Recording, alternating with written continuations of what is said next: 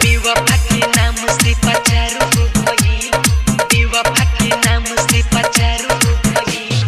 DJ Kundraj सीधी बेवफा के नाम से पचारू हो गई। प्यार कोई एगो गाँव वही के लड़की से ओकरा के मंगनी भरा हो भक्ति से। प्यार कोई एगो गाँव वही के लड़की से ओकरा के मंगनी भरा हो भक्ति से। रहे हर जाई दिल दिहल दुखाई छोड़ी हम के उ तो फरार हो गई। बेवफा के नाम से पचार हो गई तुरिये के दिल उ आजाद हो गई। बेवफा के नाम से पचार हो गई तुरिये के दिल उ आजाद हो गई। बेवफा के नाम से पचार हो गई। डीजे कुंदराज सीधी बेवफा के नाम से पचार हो गई। भूल नहीं पाई हम ओकरा के दिल से खेला क के चल गइल हमारा उ दिल से।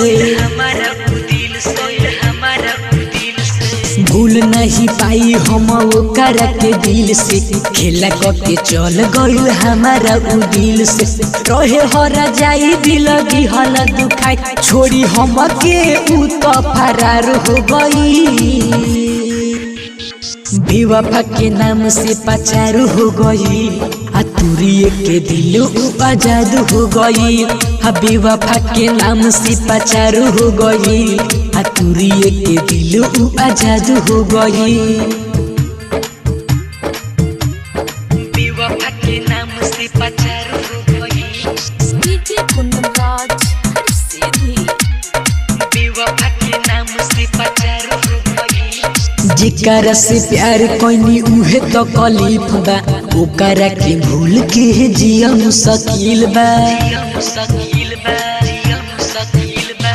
जेकरा से प्यार कोई उहे तो कलीफ बा ओकरा के भूल के जिया मुश्किल बा। रहे हर जाई दिल दिहल दुखाई छोड़ी करन के उ तो फरार हो गई। बेवफा के नाम से पचार हो गई तुरिये के दिल उ आजाद हो गई। बेवफा के नाम से पचार हो गई तुरिये के दिल उ आजाद हो गई। आजाद हो गई, आजाद